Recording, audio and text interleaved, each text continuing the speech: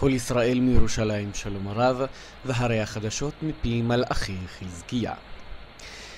היום השלישי לחודש מאי 1939 נולד בבית החולים שערי צדק בירושלים יום טוב חי סיטון, בן לשמואל ורגינה, דור שביעי בארץ ישראל.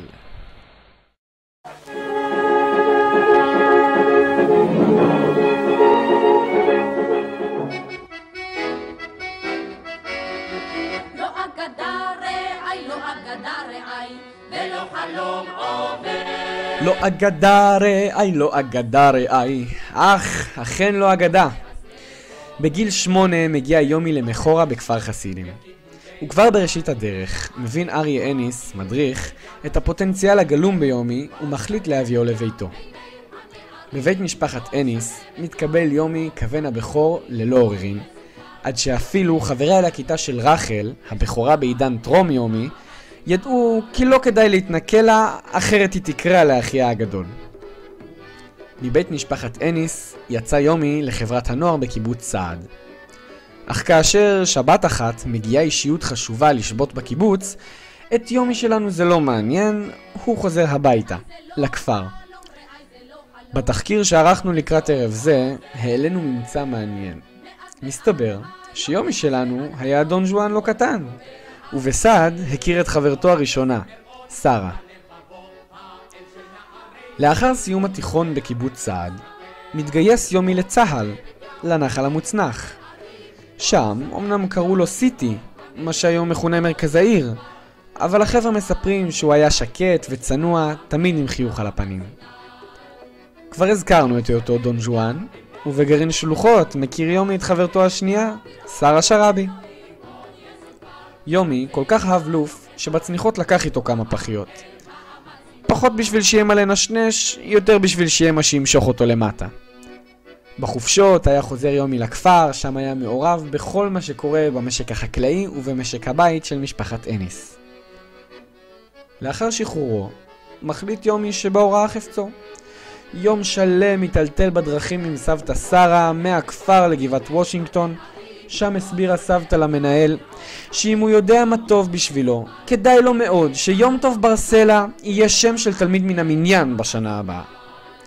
יומי שקד על לימודיו ואכן הוכיח למנהל שהיה כדאי לשמוע בכל סבתא.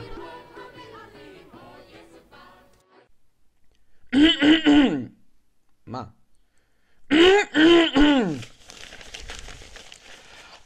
כמובן, לא שכחתי. והרי ידיעה שהתקבלה זה עתה. ברכבת נוסעת לעיר סרטוב שברוסיה נולדה היום כ"ד בחשוון תש"ה תינוקת. ליולדת ולביתה שלום. כן, שיינדלה שלנו נולדה ברכבת, ובחסדי שמיים זכתה שלא לקבל נסיעות חינם, מה שבאותם השנים משמעותו הייתה אחת. בדרך לא דרך הצליחה סבתא חנה לגדל את שיינדלה תוך כדי עבודה בבית חרושת לחבלים של הצבא האדום. חברה אחת עוזרת בשמירה והשנייה במעט אוכל, וכך מצליחות השתיים לשרוד. לאחר המלחמה הגיעו סבתא חנה ושיינדלה למחנה העקורים של הג'וינט בגרמניה. לאחר שמחיפושים ובדיקות שעשתה, התברר שבעלה הראשון, אביה של שיינדלה, נהרג במלחמה, הכירה סבתא חנה את יוסף רוזנפלד, לא נישאה. ב-1949 עולה המשפחה לארץ ומשתכנת במעברת רמה ברחובות. שיינדלה הופכת ליפה. יפה עוזרת להוריה במחירת נפט וקרח בעזרת חמור. וכך, יום אחד, כשבורח החמור, מוכיחה יפה כבר מגיל צעיר שדבקות במטרה היא אחת מתכונותיה הבולטות. ורודפת אחר החמור בכל רחובות עד שמצליחה בסופו של דבר לתפוס אותו. יפה שלנו אהבה מאוד לטייל, ובמשך שנות התיכון בתחכמוני רחובות לא פספסה הזדמנות אחת לטייל עם החבר'ה ברחבי ארץ ישראל, מצפונה ועד דרומה. לאחר שסיימה את התיכון, יפה נרשמת לסמינר למורים. נחשו איפה? נכון, בגבעת וושינגטון. פתאום קם אדם בבוקר ומרגיש כי הוא עם ומתחיל ללכת ולכל הנפגש כן, אז בגבעת וושינגטון קם לו עם הברסלאי. בגבעת וושינגטון נפגשים יומי ויפה בפעם הראשונה. מה בדיוק קרה שם? משחק שחמט, קפה למיטה בשבת בבוקר, טיולים ליליים? את הסיפורים האלה נשאיר למי שמכיר לספר. העיקר שבסוף הוחלט להתחתן, והחתונה נערכה, נחשו איפה? יפה, איך ידעתם? בגן האירועים האקסקלוסיבי בגבעת וושינגטון, בעלות של 144 לירות. אבל כמו שאמרנו, בואו ניתן למי שבאמת היה שם לספר. מזל טוב.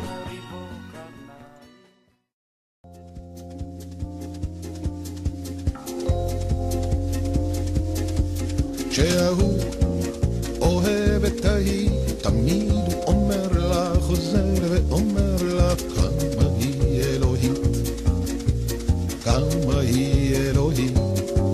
שענה אוהב עננה, תמיד הוא אומר לה, חוזר ואומר לה, את כל כך עדינה, את כל כך עדינה. ורק אני מרוב אהבה שותק, ורק אני מרוב אהבה שותק, ורק אני מרוב אהבה שותק, ורק אני מרוב אהבה שותק.